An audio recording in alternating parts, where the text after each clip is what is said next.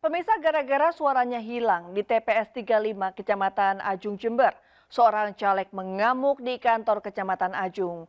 Mereka menuduh PPK sengaja menjual suaranya kepada partai lain.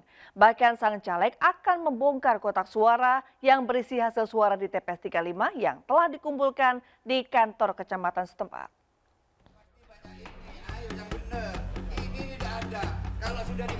Beginilah saat Jumadi caleg Nasdem mengamuk di depan Muspika sembari menunjukkan hasil suara di pleno kecil dan pleno besar yang tidak sama. Di TPS 35 suara Jumadi mendapat 35 sesuai data di pleno besar. Namun saat mengetahui hasil pleno kecil, alangkah terkejutnya ternyata suaranya kosong. Jumadi menduga suaranya dijual ke PAN oleh PPK. Karena suaranya bersaing dengan caleg PAN, Jumadi langsung meminta pertanggungjawaban PPK bahkan Camat Ajung.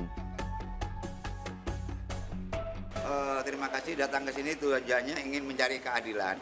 Yang dimaksud mencari keadilan, suara saya di TPS 35 Dusun Gumpuk Sawe, Desa Pajakaja, Kecamatan Ajung, hilang 15 suara. Di pleno besar tertulis punya saya 15 suara, 15 tertulis 15. Masuk di Sari Nanci 1 itu tidak ada, hanya ada 6, bahkan punya saya tidak ada. Tak ingin tambah anarkis, penyelenggara pemungutan suara di TPS tersebut dikawal Muspika mengadakan rapat bersama Jumadi. Dan diperoleh kesepakatan jika kotak suara bisa dibuka saat jadwal perekapan di tingkat kecamatan yang akan dilakukan beberapa hari ke depan. Pada intinya kami teman-teman penyelenggara adalah menerima semua klarifikasi ataupun bentuknya ketika ada persetujuan apapun terkait dengan apa yang terjadi di tingkat KPPS maupun di tingkat BPS. Atas kebijakan itu, Jumadi menerima dan menunggu jadwal pembukaan kotak suara itu. Dari Jember, Jawa Timur, Bambang Sugiarto, iNews melaporkan. Sejumlah warga di kota Tangerang Selatan, Banten akan mengikuti pemungutan suara lanjutan dikarenakan sejumlah TPS terendam banjir. Sementara di Cirebon, Jawa Barat, 5 TPS di 2 kecamatan mendapatkan rekomendasi Bawaslu untuk pemungutan suara ulang karena terdapat 11 orang yang tidak masuk daftar pemilih tetap.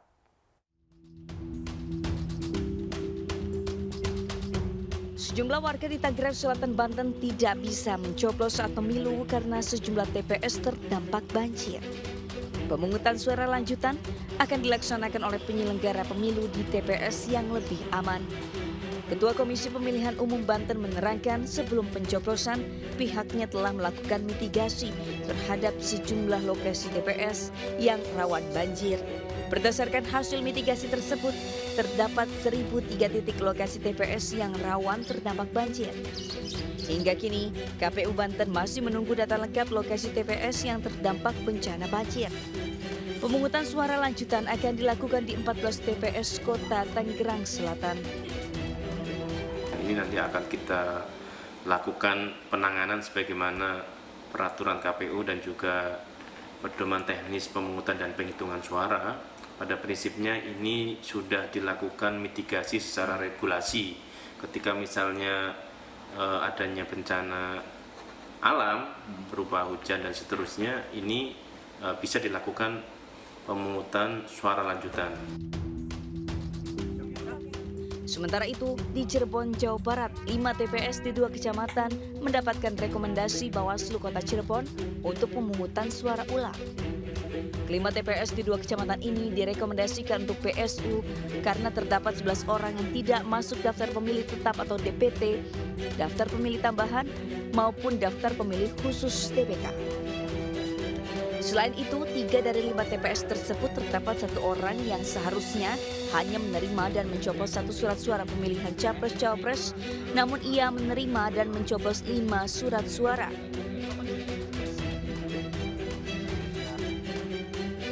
Badan Pengawas Pemilihan Umum Kota Surabaya merekomendasikan pemungutan suara ulang atau PSU di 10 TPS.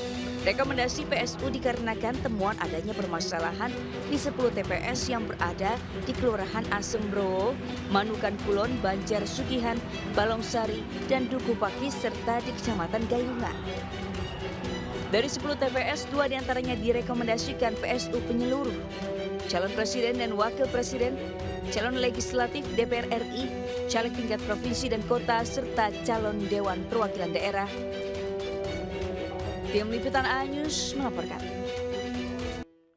Pemirsa, seorang ketua KPPS di Kota Malang meninggal seusai menyelesaikan perhitungan suara. Diduga kelelahan dan mengalami serangan jantung. Antisipasi petugas kelelahan, pada Jumat siang seluruh petugas pemilu langsung dicek kesehatan dan menjalani pengobatan.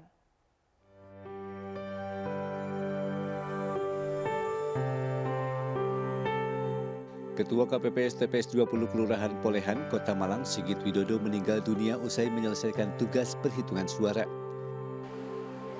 Saat pulang, Sigit Widodo sehat masih sempat mengantar anak sekolah dan istrinya bekerja. Keluarga menemukan Sigit lemas di kemudi mobil sambil memegang dada. Ketua KPPS ini berpulang saat perjalanan ke rumah sakit.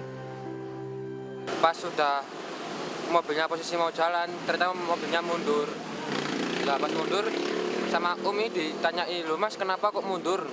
Dicari, dilihat ternyata orangnya sudah megangi jantung gini sama lesu gitu. Terus pas dibawa udah gak bisa jalan katanya. Sementara itu memastikan kesehatan seluruh petugas pemilu, mulai KPPS, pengawas, Linmas, hingga anggota TNI dan Polri, langsung dilaksanakan cek kesehatan dan konsultasi dokter lengkap dengan pengobatan di kecamatan-kecamatan di Kota Malang. Polresta Malang Kota menurunkan tim dokter dari dokter polisi bersama Dinkes Kota Malang keliling kecamatan memastikan seluruh petugas sehat. Pada sore kemarin kita berduka satu KPPS di TPS 20 Polehan Blimbing, Bapak Sigit Widodo meninggal dunia. Nah, kita juga berada di rumah duka, termasuk hari ini kita datang ke beberapa kecamatan untuk mengecek pelaksanaan kesehatan petugas-petugas yang ada di kantor kecamatan. Bahkan bakti kesehatan yang dilakukan Polresta Malang Kota ini juga menyediakan rawat inap jika diperlukan. Di Malang, Jawa Timur, Denny Iwansah, iNews melaporkan.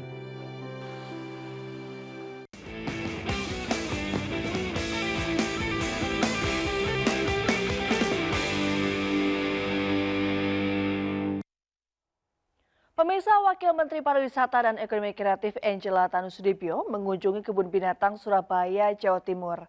Angela mengapresiasi manajemen kebun binatang yang berhasil melewati masa pandemi COVID-19 melalui berbagai inovasi.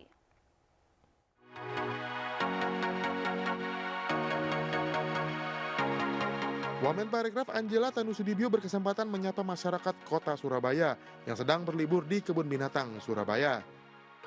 Dalam berbagai kesempatannya, Angela juga melihat atraksi binatang hingga ikut memberi makan jerapah. Angela sangat mengapresiasi pengelola kebun binatang terbesar se-Asia Tenggara ini yang mampu terus berkreasi dan berinovasi sehingga mampu melewati masa pandemi COVID-19.